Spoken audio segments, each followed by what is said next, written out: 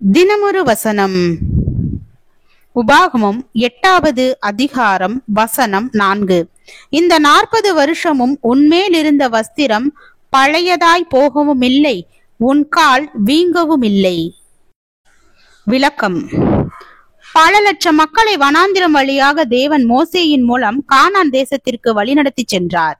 அவர்கள் புறப்படும் போது நாளைய தினத்திற்காக ஏராளம் உணவு வகைகளை எடுத்து செல்லவில்லை. ஆனாலும் 40 வருடங்கள் தேவன் அவர்களுக்கு குறைவில்லாமல் ஆகாரம் கொடுத்தார்.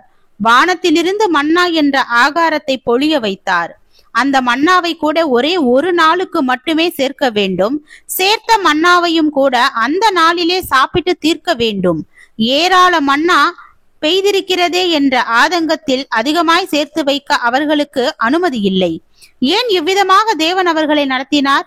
அவர்கள் தேவனை அறிய வேண்டும். நாளைய தினத்தை குறித்து அவர்கள் கவலைப்படக்கூடாது.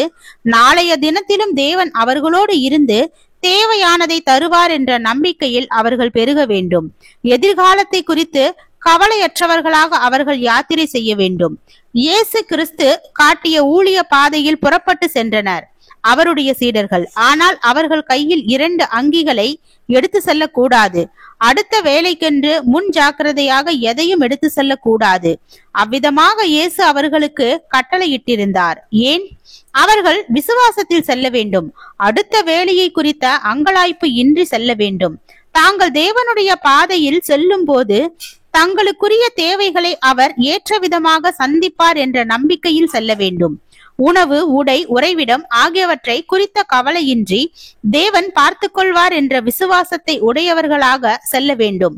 அவ்விதமாக சென்ற சீடர்களுக்கு நடந்தது என்ன? பற்றாக்குறையால் பரிதவித்தார்களா?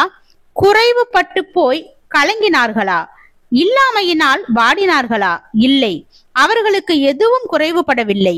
ஒரு நாள் தம்முடைய ஊழியத்தின் இறுதி பகுதியில் இயேசு தம்முடைய சீடர்களை பார்த்து கேட்டார், நான் உங்களை பணப்பையும் சாமான் பையும் பாத ரட்சைகளும் இல்லாமல் அனுப்பின போது ஏதாகிலும் உங்களுக்கு குறைவாய் இருந்ததா என்றார். அவர்கள் ஒன்றும் குறைவாய் இருந்ததில்லை என்று பதிலளித்தனர். ஜெபம். தேவனுக்கு ஸ்தோத்திரம். தேவனே, நீர் எங்களுடைய வாழ்க்கையில் எல்லா சூழ்நிலைகளிலும் எல்லா காலங்களிலும் எங்களுடைய எல்லா தேவைகளையும் சந்தித்து எங்களை ரட்சிக்கும் எங்கள் தேவாதி தேவனுக்கு நன்றி. ஆமீன்.